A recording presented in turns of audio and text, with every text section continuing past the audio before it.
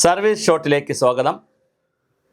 ഇന്നത്തെ ഒരു പ്രധാന വാർത്ത ഡി എയുമായി ബന്ധപ്പെടുത്തിയിട്ടുള്ളതാണ്. അത് പറയുന്നതിന് മുമ്പ് ഞങ്ങൾ പലവട്ടം സൂചിപ്പിച്ചിട്ടുണ്ട്. ഞങ്ങളുടെ മറ്റൊരു ചാനലായ സുഭാഷിതം അതിനകത്ത് വളരെ വിശദമായി ഇപ്പോൾ പെൻഷൻ പ്രായം കൂട്ടുമോ ഇല്ലെന്ന് അടക്കമുള്ള കാര്യങ്ങൾ ഉൾപ്പെടെ ചർച്ച ചെയ്യുന്ന ഒരു വീഡിയോ അതിനകത്തുണ്ട്. ഇപ്പോൾ സുഭാഷിതം വീഡിയോ കൂടി നിങ്ങൾ കാണണം. പിന്നെ അതുപോലെ തന്നെ ഞങ്ങൾക്കൊരു വാട്സപ്പ് ഗ്രൂപ്പുണ്ട്, സർവീസ് ഹബ്ബ്. അതിലേക്ക് വരാൻ ഇതിൽ കാണുന്ന ഞങ്ങളുടെ മൊബൈൽ നമ്പറിലേക്ക് വാട്സപ്പ് ചെയ്യുക.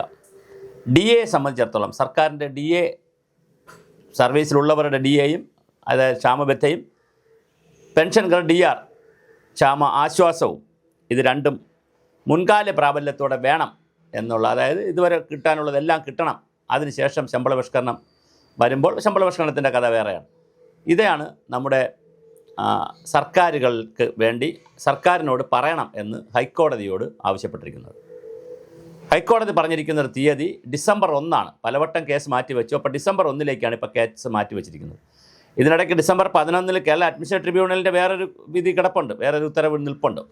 അപ്പോൾ ഡിസംബർ 1, 11 ഒക്കെ വളരെ പ്രധാനപ്പെട്ട ദിവസങ്ങളാണ്. മാത്രമല്ല ഡിസംബർ 18 കഴിഞ്ഞാൽ തെരഞ്ഞെടുപ്പും കഴിയും. പഞ്ചായത്ത് തെരഞ്ഞെടുപ്പ് കഴിഞ്ഞാൽ ചിലപ്പോൾ ഗവൺമെൻറ് പ്രഖ്യാപിക്കാൻ സാധിക്കും. അപ്പോൾ ഡിസംബർ മാസം ഡി എക്കാരെ സംബന്ധിച്ച്, സർക്കാരിൻ്റെ ഡി എ കിട്ടുന്നവരെ സംബന്ധിച്ചിടത്തോളം അല്ലെങ്കിൽ കിട്ടേണ്ടവരെ സംബന്ധിച്ചിടത്തോളം വളരെ പ്രധാനപ്പെട്ടൊരു മാസമാണ് ഡിസംബർ. പിന്നെ ജനുവരി 2026.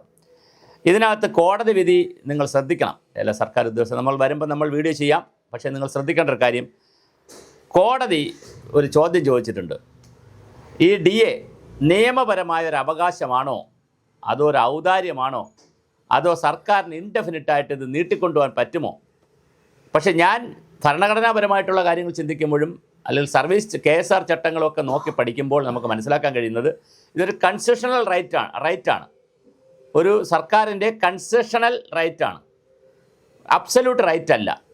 എന്നാലും കൊടുക്കണം. കൺസെഷണൽ റൈറ്റ് ആയാലും ഇത് കൊടുക്കണം, അവകാശമുണ്ട് ജീവനക്കാർക്ക്. പക്ഷേ എപ്പോൾ കൊടുക്കണം, ഏത് ഡേറ്റിന് കൊടുക്കണമെന്നുള്ളതിനെ സംബന്ധിച്ച് ഗവൺമെൻറ്റിന് തീരുമാനിക്കാം. അവിടെയാണ് ഗവൺമെൻറ്റിന് ഒരു പിടിവള്ളി കിടക്കുന്നത്.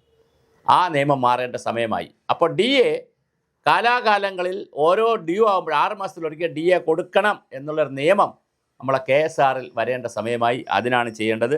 ഡി ഒ നിയമപരമാണോ എന്ന് പരിശോധിക്കാൻ കോടതി തീരുമാനിച്ചിട്ടുണ്ട്. അതുകൊണ്ട് ഡിസംബർ 1 വിധി വളരെ പ്രധാനപ്പെട്ടതാണ്. ഡിസംബർ 1, 2 ഇതിൽ എല്ലാ ജീവനക്കാരും ഇതൊന്ന് മനസ്സിലാക്കണം. നമ്മളത് കഴിഞ്ഞ് വീഡിയോ ചെയ്യും. അപ്പോൾ പിന്നെ all Kerala federation of all Kerala university employees organisations സംസ്ഥാന പ്രസിഡൻറ്റ് ആണ് കേസ് കൊടുത്തിരിക്കുന്നത്. അങ്ങനെ അദ്ദേഹം ഉൾപ്പെടെയുള്ള ആളുകളാണ് കേസ് കൊടുത്തിരിക്കുന്നത്. ഈ കേസിലാണ് ഡിസംബർ 1 വിധി വരേണ്ടത്. അപ്പോൾ ഡിസംബർ 1 ഭാഗികമായി നമുക്ക് കാര്യങ്ങൾ അറിയാൻ പറ്റും. പക്ഷേ ഗവൺമെൻറ് എന്നാണ് പ്രഖ്യാപിക്കുക എന്ന് ഗവൺമെൻറ്റിനെ പറയാൻ പറ്റുകയുള്ളൂ.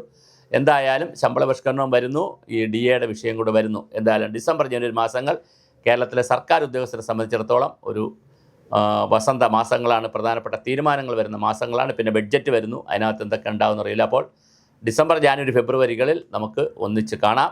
എന്തായാലും ഡിസംബർ 1 കുറിച്ച് വെച്ചോളൂ. ഡിസംബർ 1, 2 തീയതികളിൽ നന്നായി നോട്ട് ചെയ്ത് വെച്ചോളൂ.